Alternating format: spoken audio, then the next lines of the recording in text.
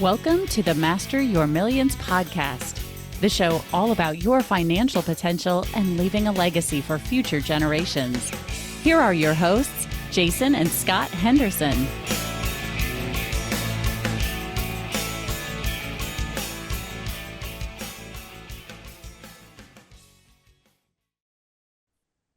Welcome back, everyone. I am your host, Scott Henderson, and my co-host is Dr. J. We've got a special guest coming on today. Jason, who do we have coming on? Scott, today we have someone that is a fairly recent introduction or acquaintance that we have. Someone that was born and raised in Los Angeles, but now currently lives in the Pasadena area, for those that are familiar. One of the things that really kind of attracted me to thinking why we should interview this individual is he flat out said, he says, I've made millions and I've lost it all. And along the road, it sort of feels like that he's made some mistakes, made some good choices, but yet he feels like he has something to share with others to potentially help them to look out for and maybe even avoid some of those pitfalls. Kevin Howe, we're pleased to have you as a guest on our podcast. Scott and Jason, thank you. It's good to be here. So tell us a little bit. Before we started recording, you told us a little bit about your background. You are what I would call a serial entrepreneur, and in particular, an entrepreneur in the marketing world. And there's many people out there that say that the answer to all business problems is marketing. And you may or may not believe that, but tell us just a little bit how it was that you got into marketing and why you continue to be captivated by that industry. Well, I got into marketing as I think many people get into things that end up changing their lives as a mistake. I was in college and my father said, you want to make a little extra money? You can come to my business, which was in a home, and mow the lawn and do some groundskeeping. And I said, well, sure, I need a little extra money. So I went from mowing the lawn to, he said, you know what, I need a bookkeeper. And I said, I don't know anything about bookkeeping. And he said, well, you'll learn. So about 2 years into bookkeeping, I felt actually like I kind of knew what I was doing. And he said, okay, I need a print production manager. I said, I don't know anything about printing. Of course, he said, you'll learn. So about 2 years into being the new print production manager, starting to feel like I actually had a handle on what I was doing, he said, I need somebody in sales. You know the rest of the story. He said, you'll learn. So I moved through a lot of chairs in my father's marketing company and learned about marketing and promotions. And in one form or fashion, that's really what I've been doing for my entire business career. Along the way, you've obviously had some cool things happen and some not so cool things happen. Would you maybe describe for us two, maybe three business mistakes and kind of what led up to that, and then what was the aftermath, how you learned from that? All of my major mistakes in business revolve around people. People that had I not let into my life would have taken a much easier path than the one I've walked. So, you know, if I was to say, if I was sitting with somebody who was beginning down the entrepreneurial path, my advice would be to pay attention to your spidey sense. And if there's something that feels off about a relationship, even though your brain may be justifying that, no, it's going to be fine, I got this. Long time ago, I learned that the word con man comes from the word confidence, that a con man is a con man because they gain your confidence. And those folks can be really hard to spot because they do a really good job. So, you know, I could tell you the details of the folks that came into my life and either stole from me or put me in a vulnerable, dangerous position. But it really all revolves around had I had a more highly developed sense of discretion and listened to both people around me and that part of me that wasn't necessarily trying to mentally figure it out, I could have saved myself a lot of pain and a lot of money. So, Kevin, go into that a little bit more. We've experienced this too with people who we felt like that we could trust, and we come to find out even a year or 2 years later that they've same thing that you've done. Like, what are those telltale signs of some of these people? Or is it more of you need to have enough expertise in an industry to be able to spot them out? Great question, and let me do my best to answer it. I'll deal with two specific human beings. One was for a long Bob time and my Tom. business. Bob and Tom. Okay, Bob. One for a long time was my business partner, and we made great partners. He was a brilliant salesperson, but he was willing to pretty much sell his soul for $1. And I balanced him out in that I said, no, we need to look out for the long term and the benefit of our clients more than the benefit of making a few extra dollars today. That will. So we would argue, and he would push me to be more aggressive, and I would push him to be more ethical. So that worked fine when we were partners, but when that partnership dissolved, that thing that I saw in him, where basically money was his god, I never figured that would get turned on me. But it's the old story of the scorpion and the frog. Scorpion's going to be a scorpion. So when we dissolved our partnership, which was amicable at the time, the need that he had to prioritize money over relationship got turned on me and put me in some very bad situations where he wasn't telling me the truth. And instead of continuing to work for me as an independent contractor instead of my partner, he started a competitive business and told me that he was going to be selling for me when he wasn't.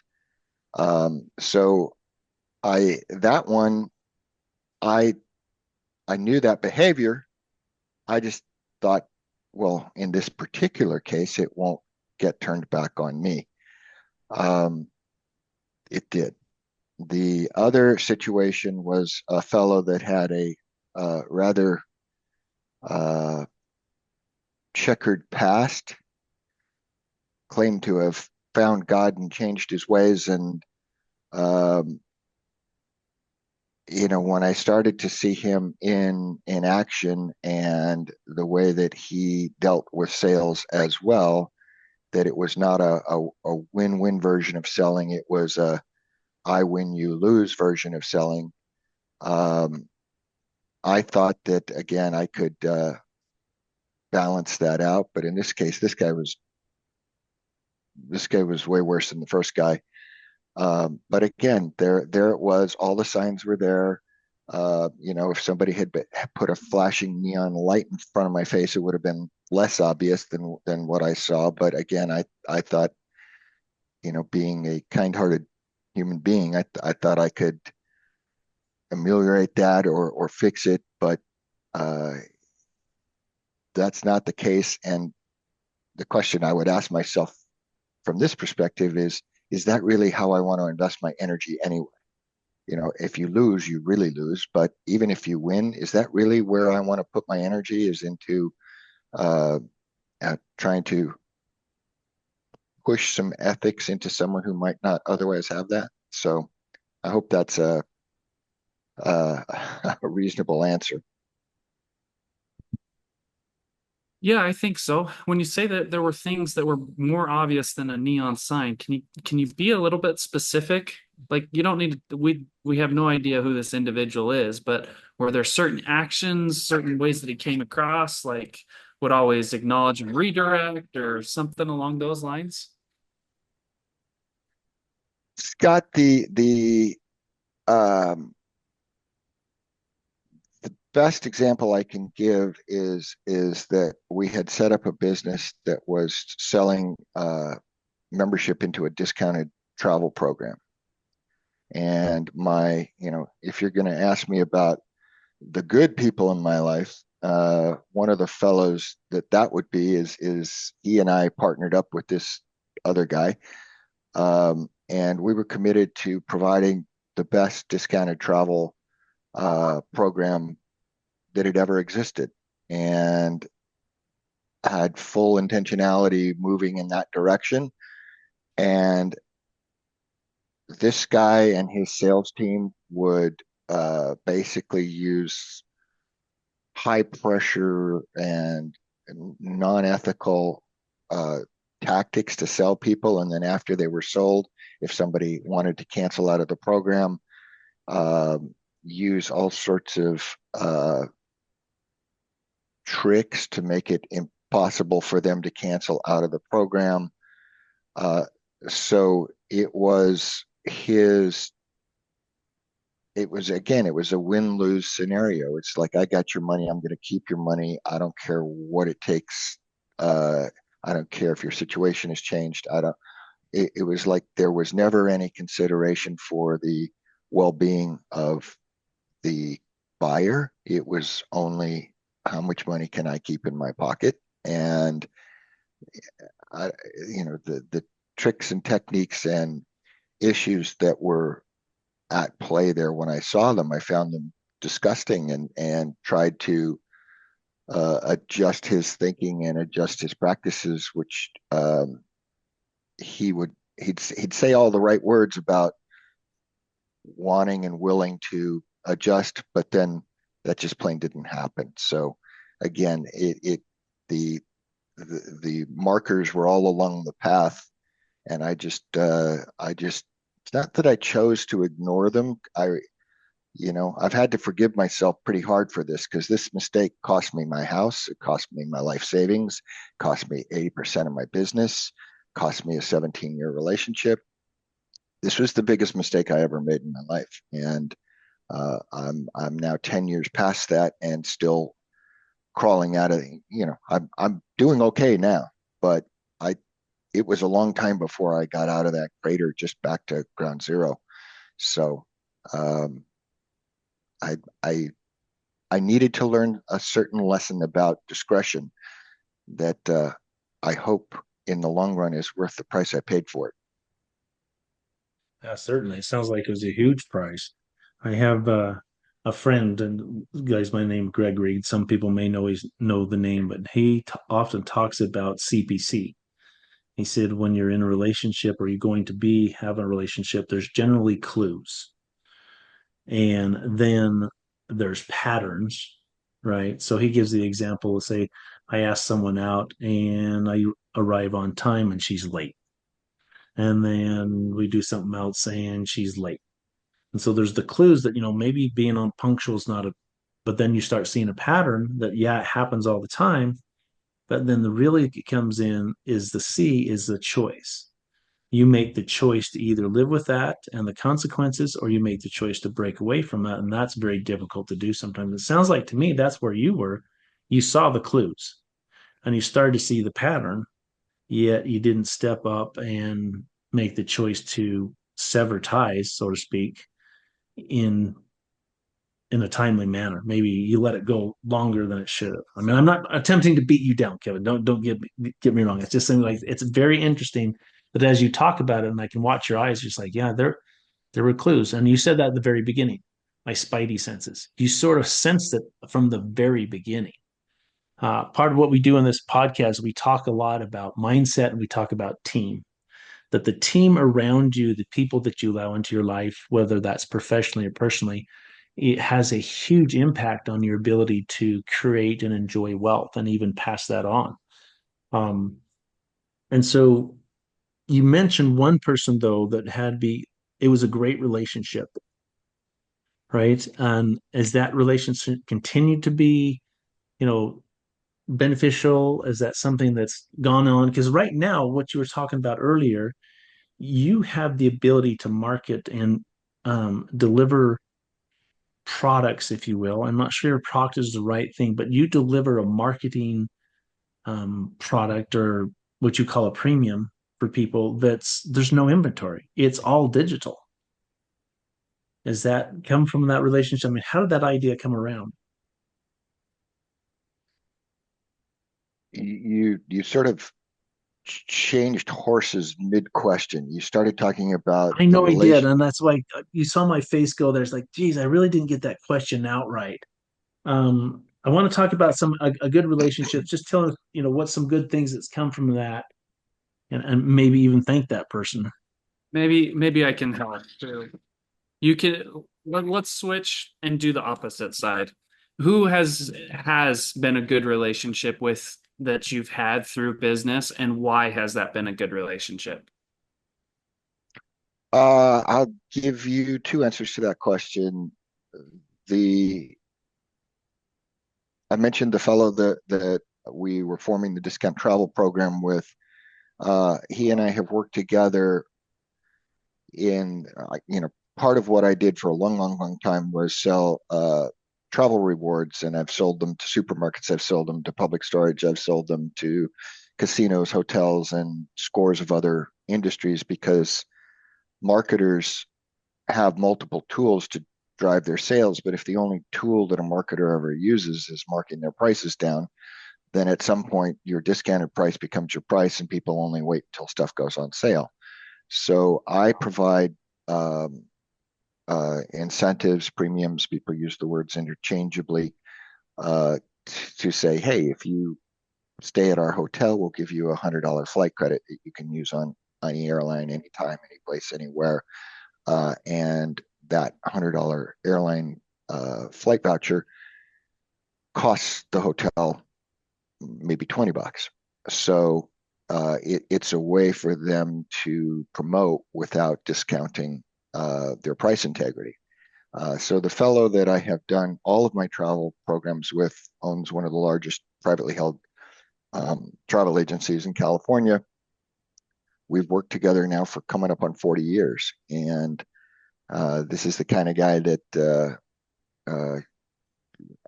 I love him. Occasionally he drives me nuts, but one thing I know for sure is that he will never, ever in a million years screw me. And that relationship is solid, intact, and longstanding. And I have his back and he has mine. Currently I'm launching in less than 30 days a brand new fundraising platform that uses credit card rounding for the benefit of whatever causes nonprofits sign up with me. This has the potential to be the largest project that I've ever touched. I'm certainly intending for it to be that. But the two fellows that are my IT team, I have never in my life felt more taken care of, more aligned, more a sense of team than what I feel currently. It's like they have my best interest at heart and demonstrate that over, Jason, you talked about patterns. The pattern here is every time that there's a potential choice point, they'll make the choice that supports me, not the one that would take advantage of me or prioritize their interests over mine. That just gets demonstrated over and over and over. And aside from simply the value that gives me in terms of being able to relax and not feel like I have to be on guard, it makes me want to make the project even that much more successful because it will benefit them as well. I want to give back to them because of the way that they give to me. So that that that has a tremendous value to me.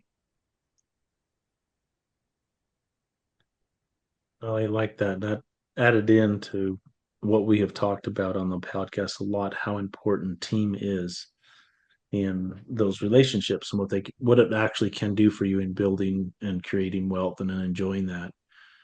Scott, I'm I don't know that last little part that you had right there, Kevin, seems like to me a great ending. I don't necessarily say we need to end that, but that was like that's just you sum it up. I mean, we've had over 100 episodes now, and we're hoping that people that are listening are liking and giving us a 5-star review and all that kind of thing. But yet we want to deliver good content, and that last little answer of yours was some of the best content we've had. It's just that's the way it is.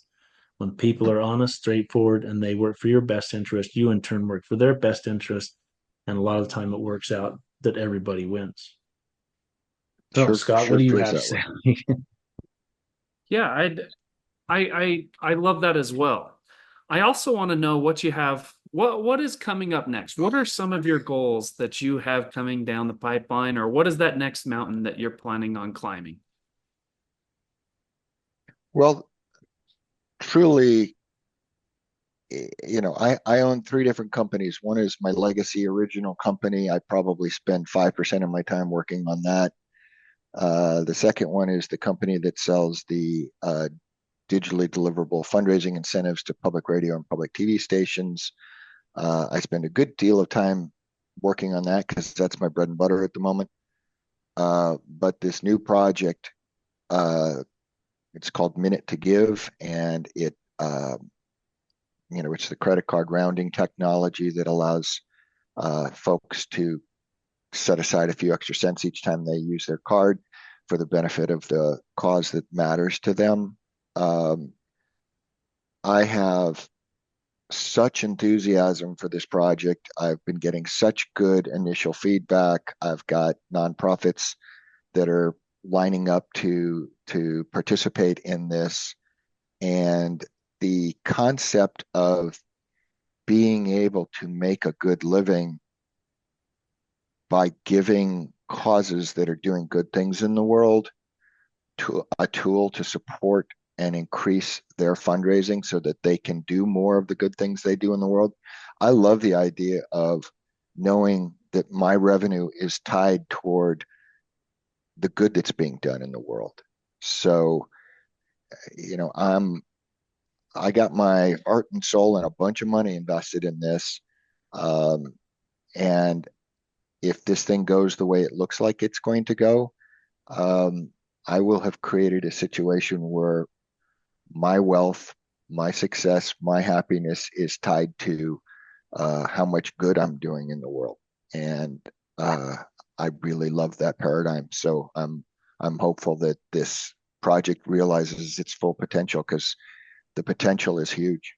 There are more nonprofits in the United States than there are Starbucks locations, if you can wrap your head around